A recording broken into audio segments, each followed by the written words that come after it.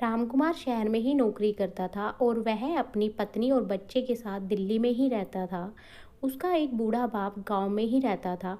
एक दिन किसी ने गांव में कहा, आप बहुत बूढ़े हो चुके हो, क्यों ना अपने बेटे रामकुमार के पास चले जाओ।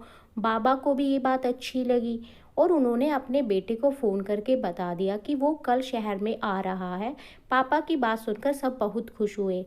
रामकुमार अपने पापा को लेने स्टेशन पर पहुंच गया। पहले तो सब खुश थे, लेकिन जब उन्हें ये पता चला कि वो हमेशा के लिए उनके साथ रहने आए हैं, तो रामकुमार की पत्नी को चिंता होने लगी। कुछ दिनों तक तो सब साथ में बैठकर खाना खाते थे। बाबा थोड़े बूढ़े थे, जिसकी वजह से खाना खाते वक्त खांसी आ जाती। इसी बात पर अक्सर रामकुमार अपने पापा को डांट दिया करता था। धीरे धीरे इसी तरीके से समय बीत रहा था। एक बार पापा से कांच का गिलास टूट गया, जिसकी वजह से बहू को गुस्सा आ गया। वो कहने लगी, आपकी वजह से हमें बहुत कुछ सहना पड़ रहा है, गांव क्यों नहीं चले जाते। यही बात सुनकर बाबा के दिल में बहुत दर्द हुआ, लेकिन वह कुछ बोल नहीं पाया और चुपचाप सुबह ट्रेन में बैठ गया और अपनी बूढ़ी हो चुकी आंखों से स्टेशन के गेट की तरफ झांकने लगा, मानो अभी उसका बेटा आएगा और उसको लेकर चले जाएगा।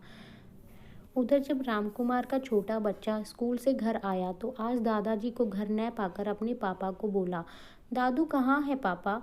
पापा ने बोला, बेटा दादू गांव चले गए। लेकिन पापा, उनको तो खाना भी नहीं बनेगा, अकेले वो कैसे रहेंगे, उनको डर नहीं लगेगा क्या। और क्या आप भी मुझे छोड़कर गांव चले जाओगे जब आप बूढ़े हो जाओगे। जब मासूम बच्चे ने ये सवाल रखे रामकुमार के सामने रखे तो रामकुमार और उसकी पत्नी को एहसास हुआ कि उन्होंने क्या कर दिया। वो फौरन अपनी टिकट करवाकर गांव पहुंच गए। वहां जाकर देखा तो उसके पापा जैसे मानो उसी का रास्ता देख रहे हो, और उन बूढ़ी आंखों से बस इस उम्मीद में हो कि मरते वक्त मैं बेटे और पोते को देख पाऊं। रामकुमार और उसकी पत्नी जाते ही उनके पैरों में पड़ गए और उनसे माफ़ी मांगी, और बाबा भी अपने बेटे और परिवार को देख के बहुत खुश हुए। बाद में सब मिलकर खुशी से रहने लगे। हमें इससे ये सीख मिलती है दोस्तों कि हमें अपने बूढ़े माँ बाप का सहारा बनना चाहिए। दोस्तों, थैंक्स फॉर वॉचिंग।